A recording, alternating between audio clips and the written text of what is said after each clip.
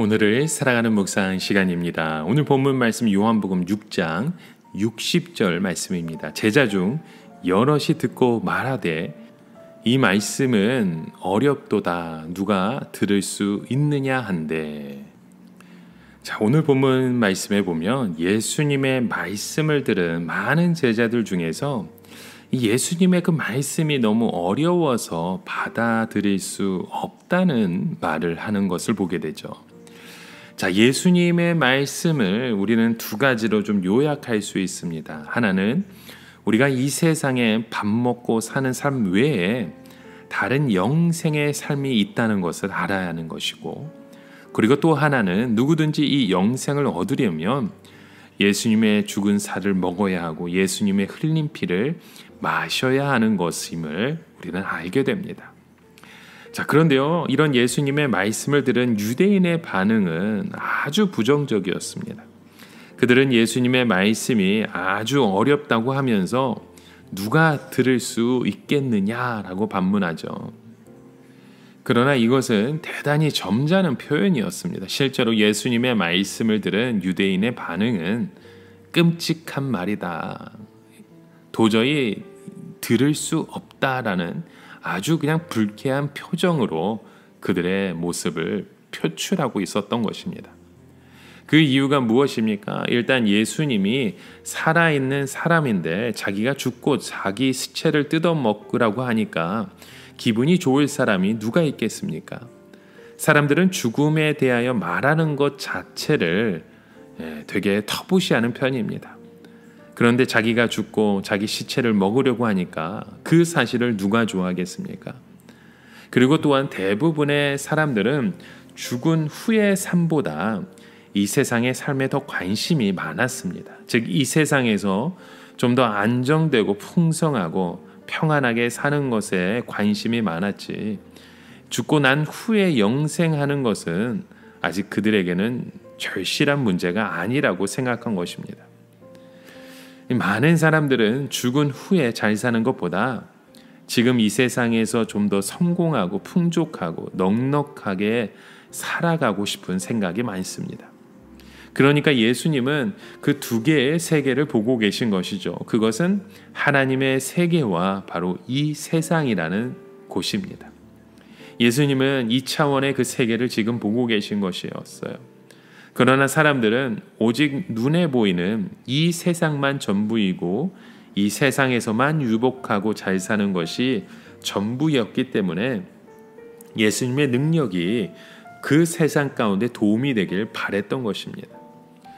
그래서 많은 사람들은 예수님의 가르침은 참 좋은 가르침인 줄 알고 많은 사람들이 열심히 예수님을 따라갔지만 내 살을 먹어야 한다는 말에 다 걸려버리고 만 것입니다. 그들은 도저히 더 이상 나아갈 수 없었던 것이죠. 그래서 예수님의 제자들 중에서도 많은 사람들이 떠나가는 겁니다. 그런데 예수님은 남아있는 제자들에게도 너희도 가려느냐라는 말씀을 하시죠. 이 말씀은 너희들도 가지 왜 안 가고 있느냐라는 뜻입니다. 그곳에서 베드로가 이런 말씀을 합니다. 요한복음 6장 68절에 시몬 베드로가 대답하되 주여 영생의 말씀에 계심에 우리가 누게로 가오리이까. 이 베드로도요, 예수님의 말씀을 논리적으로 알아들은 것은 아닙니다. 거기에 있는 제자들 중에서 어느 누구도 예수님의 살을 먹어야 한다는 진리를 제대로 이해한 사람들은 없었습니다. 그런데 왜 어떤 제자들은 예수님을 떠나고 왜 베드로와 같은 제자들은 떠나지 않고 남아 있습니까? 그것은 그들이 예수님의 말씀을 알아들었기 때문이 아니라 그들은 죽어있는 예수님의 살을 먹는 것이 무엇인지 몰랐지만 지금 그저 살아계신 예수님을 통째로 받아들이고 있는 과정인 것입니다. 베드로는요, 예수님의 말씀 하나하나를 이해하려고 했던 것이 아니었습니다. 그는 예수님 자체를 지금 믿고 있는 것이었죠.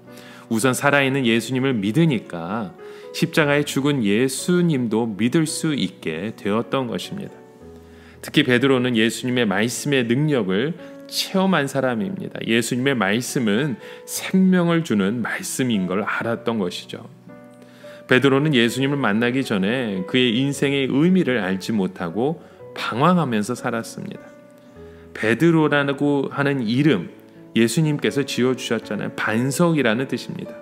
이것은 그 전에 그가 반석 같은 삶을 살지 못하고 방황하면서 살았다는 뜻인 것이죠. 그는 예수님을 만나기 전에 많은 영적인 갈급함도 있었고 죄의식도 있었고 엄청난 고민과 갈등도 있었습니다. 그러나 예수님을 만남을 통해 말씀을 들음을 통해 그의 삶이 변화된 것입니다. 여러분, 오늘 우리의 삶도 마찬가지입니다. 우리 모두는 사망의 잠에 취해서 자고 있고 죄의 철장 속에 갇혀 있는 존재입니다. 그런 우리에게 예수님이 오셔서 죄의 잠을 깨워주신 것이죠. 지금 우리가 경험하고 체험하고 있는 것들은 영원히 없어지지 않는 영생의 삶의 한 부분이 될 것입니다. 우리는 이제부터 영원하게 살게 되는 것이죠. 우리는 점점 더 분명하게 영생을 향하여 나아가고 있습니다. 전에는 희미하던 것들이 점점 더 분명해지는 것이죠. 전에는 멀리 보이던 하늘나라가 점점 더 가까워지는 것처럼 보이는 겁니다.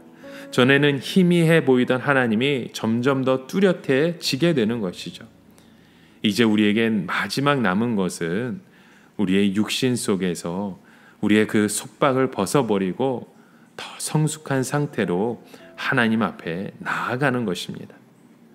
여러분, 그때 우리는 늙지 않습니다. 그때 우리는 정신적으로나 감정적으로 지금보다 더 수백 배 성숙한 상태에서 하늘을 소망하며 주님과 함께 살아가게 되는 줄 믿습니다. 여러분, 오늘 우리에게도 그때가 오고 있음을 믿음으로 고백하고 주님 앞에 나아가시는 저와 여러분 되시기 주님의 이름으로 간절히 축원합니다. 하나님 아버지, 많은 사람들이 예수 그리스도의 말씀을 듣고 깨닫지 못하고 주의 말씀을 버리고 돌아가는 인생을 봅니다. 그 말씀이 어려울지라도 우리의 삶 가운데 그 말씀이 임하여 그 말씀대로 살아갈 수 있는 믿음의 고백들이 넘치는 우리의 삶이 되길 원합니다. 하나님의 그 뜻 가운데 하나님의 역사 가운데 서가는 귀한 믿음의 자녀들 되게 하여 주시옵소서.